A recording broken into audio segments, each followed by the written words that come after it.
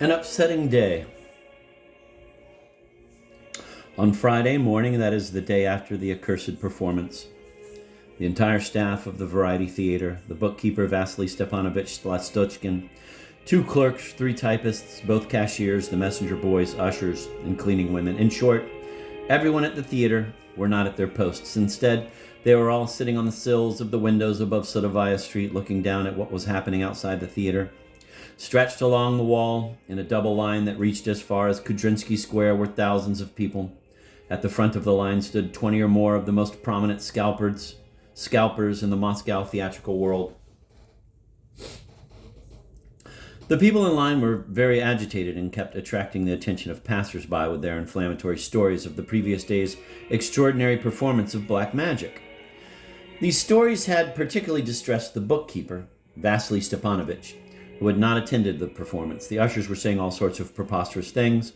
For example, that after the performance, some ladies ran down the street indecently clad and other things of that sort. The modest and quiet Vasily Stepanovich merely blinked his eyes as he listened to all their wondrous tales. He had no idea what he should do, even though something did have to be done, and by him in particular, since he was now first in command at the Variety Theater. By 10 in the morning, the line of ticket seekers had swelled to such proportions that the police had gotten wind of it. Mounted and on foot, they descended on the scene with astonishing speed and managed to restore some order. However, even an orderly line a mile long was a source of distraction and amazement for the people on Sadovaya Street. That was the situation outside the theater, and inside things weren't going very well either. The phones in the offices of Likoyedev, Rimsky, and Veronuka, as well as those in the ticket office and the bookkeeping department, had been ringing nonstop since early morning. At first, Vasily Stepanovich had made some sort of response to callers, as had the cashier and the ushers who mumbled something into the phone. But after a while, they stopped answering altogether because they had absolutely no answer to give to questions about the whereabouts of Likoyedev, Veronuka, or Rimsky. At first, they had tried to get off with lines like, "Likoyedev is in his apartment," but this only made the callers say that they had called there and been told that he was at the Variety.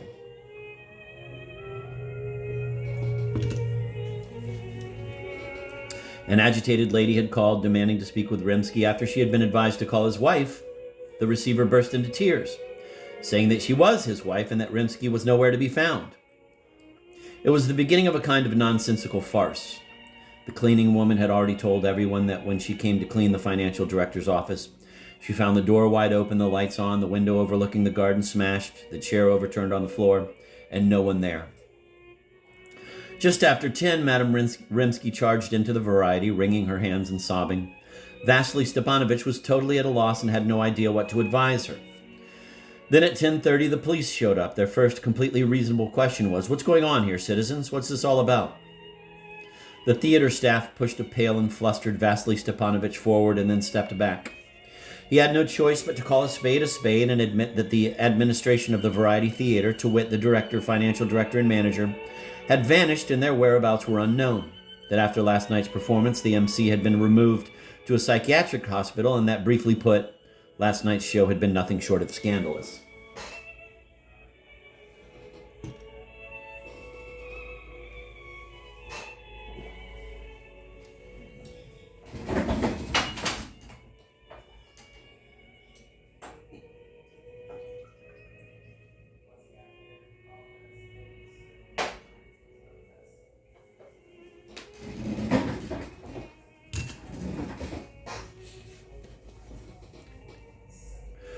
After consoling the sobbing Madame Rimsky as much as they could and sending her home, they seemed most interested in the cleaning woman's account of the state of the financial director's office. The staff was asked to get back to work, and a short time later an investigative unit arrived, accompanied by a muscular dog the color of cigarette ash with highly intelligent eyes and pointed ears. The theater staff was immediately abuzz with the rumor that the dog was none other than the famous Ace of Diamonds, and it was, in fact, he.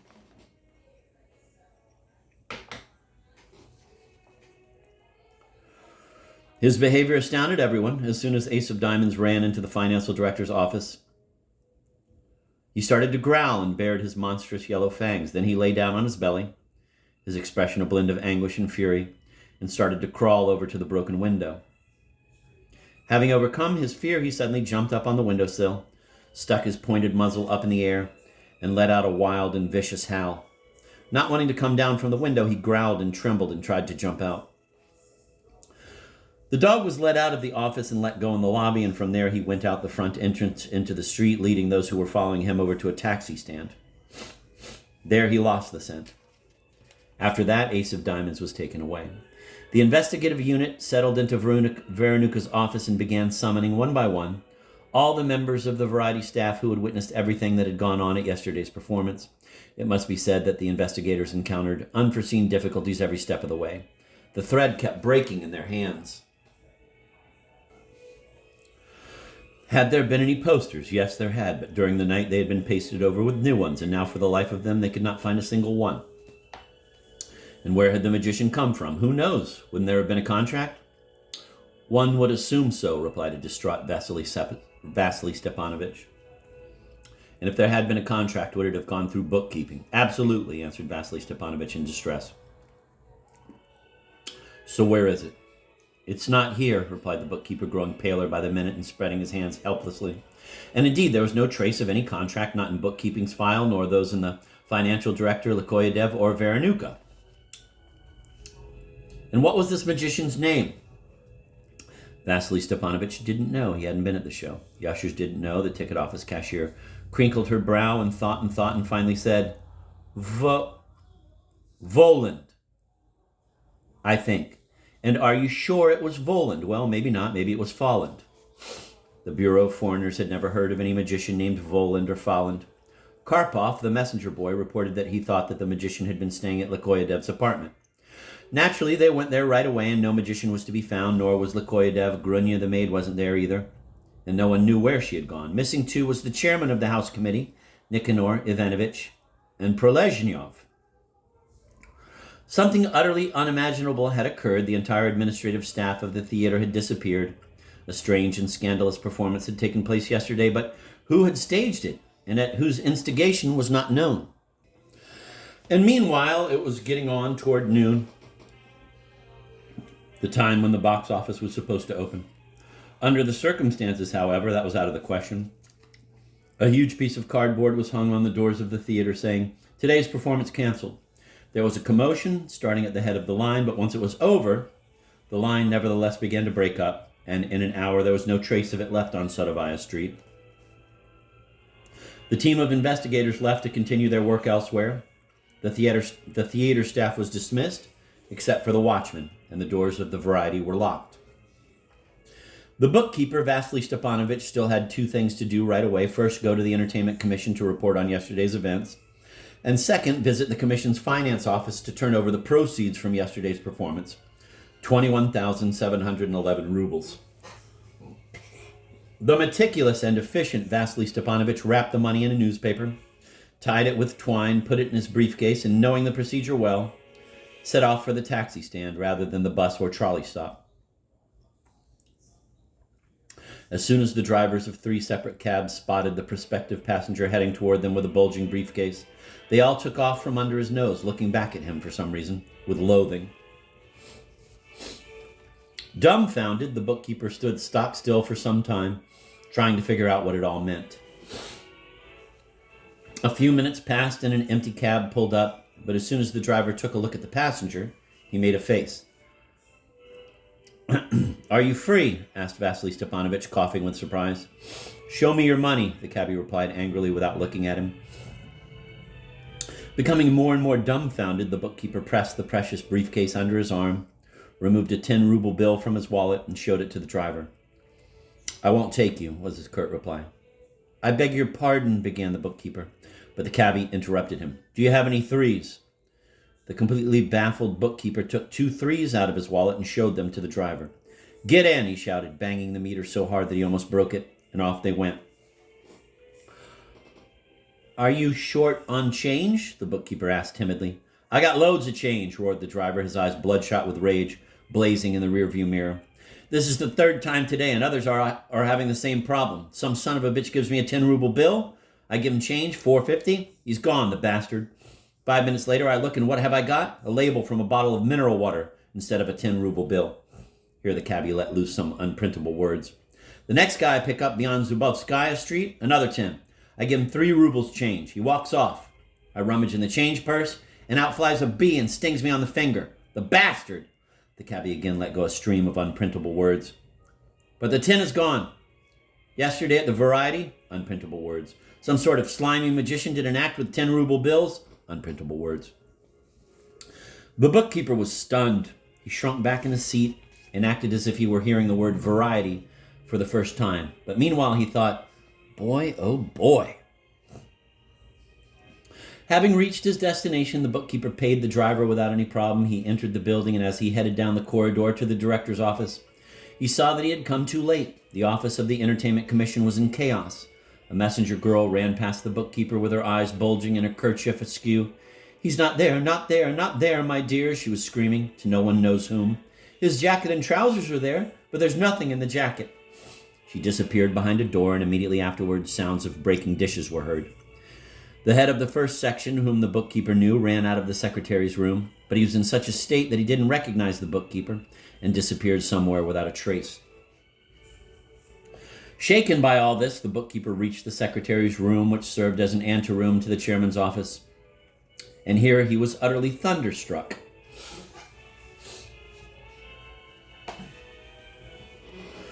A menacing voice could be heard coming through the closed door of the office, a voice that unmistakably belonged to Prokhor Petrovich, the chairman of the commission. Who was he raking over the coals now, I wonder, thought the flustered bookkeeper. And as he looked around, he saw something else that was unnerving.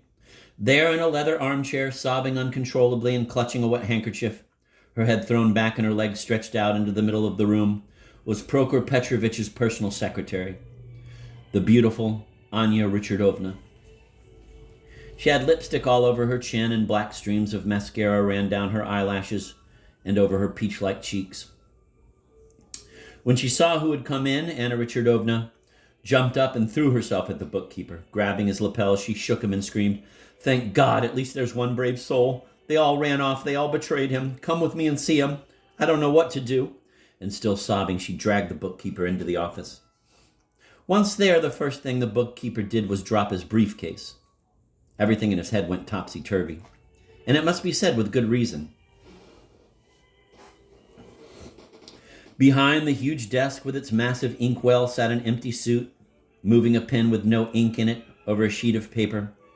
The suit was wearing a tie and had a fountain pen sticking out of its breast pocket, but there was no neck and no head above the collar, nor were there any wrists poking out of the sleeves. The suit was hard at work and completely oblivious to the confusion raging all around.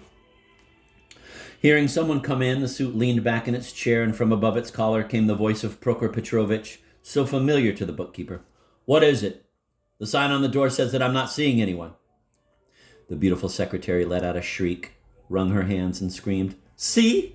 Do you see? He isn't there. He's not. Bring him back. Bring him back." Just then someone poked his head in the door, groaned, and then left. The bookkeeper felt his legs start to tremble and sat down on the edge of a chair, but he didn't forget to pick up his briefcase. Anya Richardovna kept jumping around him, grabbing at his suit and yelling, "I always tried to stop him when he used devil oaths, and now he's bedeviled himself." At this point, she ran over to the desk, and in a soft, musical voice that was slightly nasal-sounding from so much crying, she exclaimed, "Prussia, where are you?" "Who are you calling Prussia?" the suit asked haughtily, sinking deeper in the chair. "He doesn't recognize me, he doesn't. Don't you see?" sobbed the secretary. "Please don't sob in the office," said the erasable striped suit, already angry, extending its sleeve for a fresh stack of papers, obviously intending to attach memos to them. "No, I can't look at this. No, I can't," cried Anya Richardovna, and ran out into the anteroom, followed like a shot by the bookkeeper. "Just imagine, I was sitting here," began Anya Richardovna, trembling with agitation, and once again grabbing the bookkeeper by his sleeve, "and in walks a cat, black, big as a hippopotamus. I naturally screamed, 'Scat!' He takes off, and a fat man with a kind of cat-like mug comes in instead. He says to me, 'Are you the one who screams scat to visitors?' And he goes right into Prokhor Petrovich. Naturally, I follow him and yell, 'Have you gone crazy?' But the brazen fellow goes right up to Prokhor Petrovich and sits down in the chair opposite. Well, Prokhor Petrovich, he's the nicest man you'll ever meet, but he's high-strung. He just blew up, I don't deny it.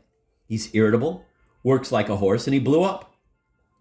'How dare you,' he says, 'burst in unannounced?' And just imagine, that smart Alex sank back in his chair and said, smiling, 'But I've come,' he says, On a little matter of business, Prokhor Petrovich blew up again. I'm busy. And the other one, can you believe it, says back, you're not busy with anything at all. How do you like that?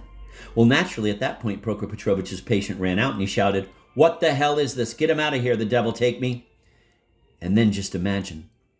The other one flashes a grin and says, you want the devil to take you? That can be arranged. And bang, before I can let out a scream, I see that the guy with the cat-like mug is gone.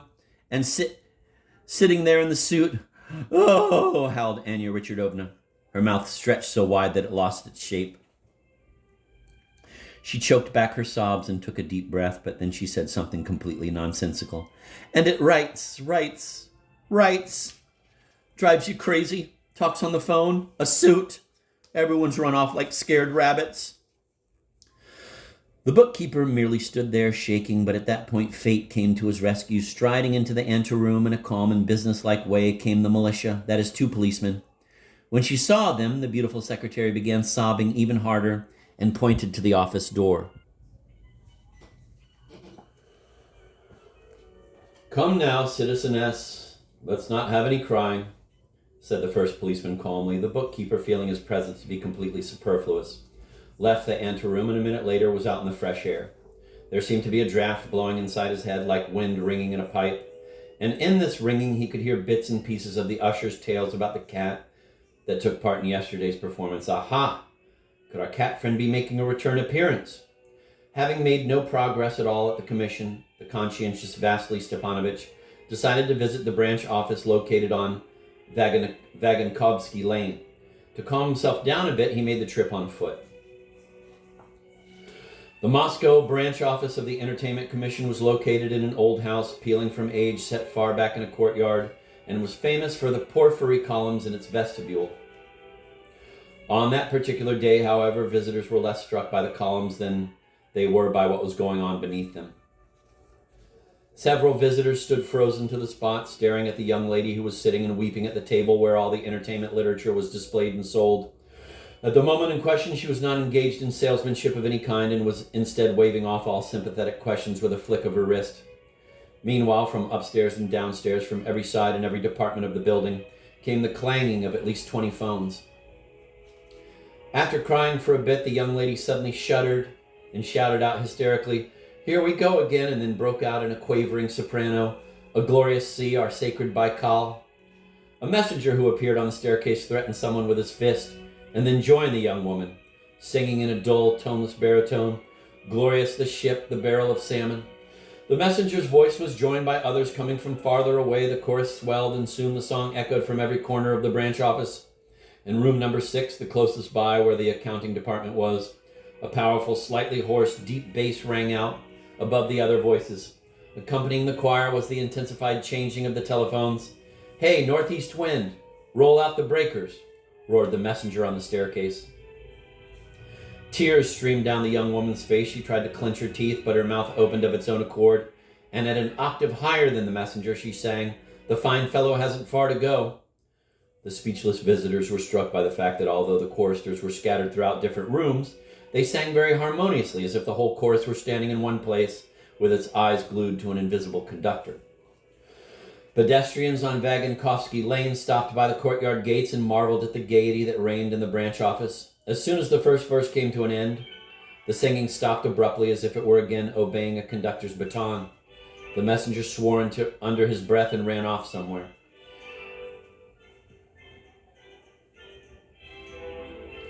Here the front doors opened and a man appeared in a summer overcoat, a white robe showing below the hem. He was in the company of a policeman. "Do something, doctor, I beg you," the young woman cried hysterically. The secretary of the branch office ran out onto the staircase, obviously ashamed and embarrassed. He started stammering, "Don't you see, doctor, we have a case here of mass hypnosis of some kind. So it's essential that—" He didn't finish his sentence, began to choke on his words, and suddenly sang out in a tenor, "Shilka and Nerchinsk." "Fool," the young woman managed to yell. But rather than explain whom she was calling a fool, she broke into a forced roulade and started singing about Shilka and Nerchinsk herself. "Get a hold of yourself. Stop singing," said the doctor to the secretary. It was obvious that the secretary would have given anything in the world to be able to stop singing, but he could not. And together with the chorus, his voice rang out with the news heard by the pedestrians out on the street that in the wilds he was untouched by voracious beasts and unscathed by marksmen's bullets. At the end of the verse, the young woman was the first to receive a dose of valerian from the doctor, who then ran after the secretary and the others so that he could do the same for them. "Excuse me, my young citizeness," said Vasily Stepanovich, suddenly addressing the young woman, "but has a black cat been here by any chance?" "What cat?" she screamed angrily. "It's an ass we've got in this office, a real ass." And then she added, "Let him hear. I'll tell the whole story." And she did, in fact, go on to relate what had happened. It turned out that the director of the Moscow branch office, who had made a complete mess of the leisure activities program, the young woman's words exactly, had a mania for organizing all kinds of clubs and circles. "He was trying to butter up his superiors," yelled the young woman. In just a year's time, the director had managed to organize a Lermontov study group, a chess and checkers club, a ping pong club, and a horseback riding club, and he threatened to have 2 additional clubs in place by summer, one for freshwater rowing and the other for mountain climbing.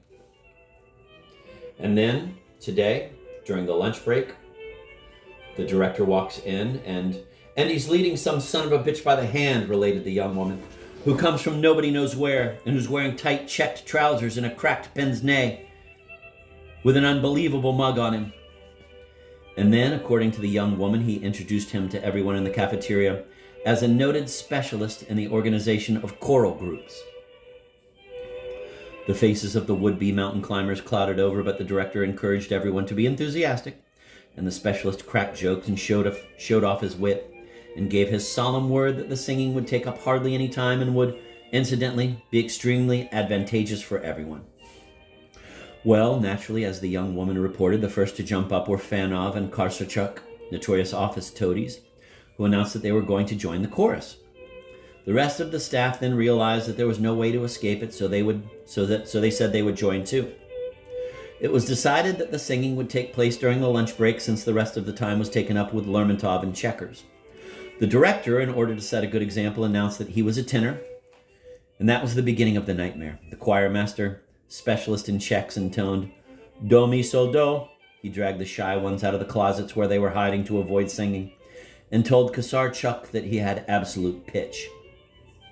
Then he started to whine and bare his teeth, asked everyone to humor an old choir master, struck a tuning fork, and begged them to strike up a chorus of Glorious C. They did, and gloriously. The fellow in checks really did know his business. When they had finished the first verse, the choir master excused himself and said, "I'll be back in a minute," and disappeared. They thought he really would return in a minute, but then 10 minutes passed, and he still wasn't back. They were overcome with joy. He'd run away. And suddenly they started singing the second verse as if of their own accord, following the lead of Kosarchuk, whose pitch may not have been perfect, but who did have quite a pleasant high tenor. They finished the second verse, still no choir master. They went back to their places, but before they could manage to sit down, they started singing against their will. It was beyond their power to stop. They would be quiet for 3 minutes or so and then start up again. At this point, they realized that something bad had happened. Mortified, the director locked himself in his office. It was here that the young woman's story broke off. The valerian had been no help at all. 15 minutes later, 3 trucks drove up to the gates on Vagankovsky Lane, and the director of the branch office and the rest of his staff got in.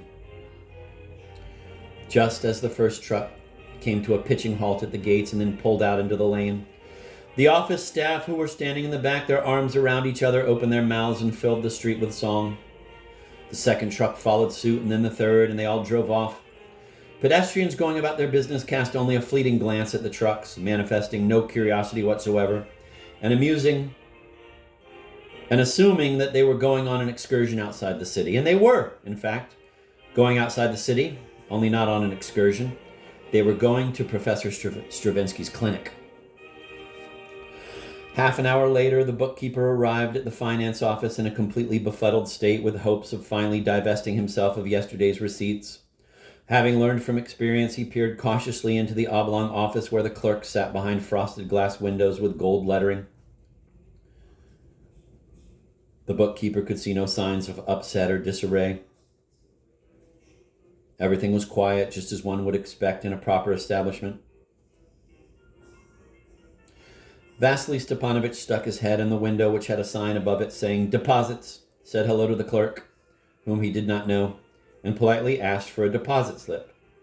Why do you need one? Asked the clerk behind the window. The bookkeeper was perplexed. I want to hand over my cash receipts. I'm from the Variety. Just a minute, replied the clerk, and then proceeded to put a screen over the hole in his window. That's odd, thought the bookkeeper. His perplexity was natural under the circumstances. It was the first time he had ever encountered such a thing. Everyone knows how hard it is to acquire money. Obstacles to that can always be found. But not once in his 30 years of experience had the bookkeeper ever found anyone, whether an official or a private citizen, who had difficulty accepting money. But at last the screen was moved aside and the bookkeeper again leaned up to the window. Do you have a lot? Asked the clerk. 21,700 rubles. Wow, replied the clerk with inexplicable irony and handed him a green slip of paper. Having seen the form 100 times, the bookkeeper filled it out instantly and began untying his package. When he removed the wrapping, his eyes glazed over and he let out an agonizing groan. Foreign currency flashed before his eyes. Packets of Canadian dollars, English pounds, Dutch guilders, Latvian lats, and Estonian crowns. Here he is, one of those tricksters from the Variety, boomed an intimidating voice at the stunned bookkeeper's back. And Vasily Stepanovich was then taken into custody.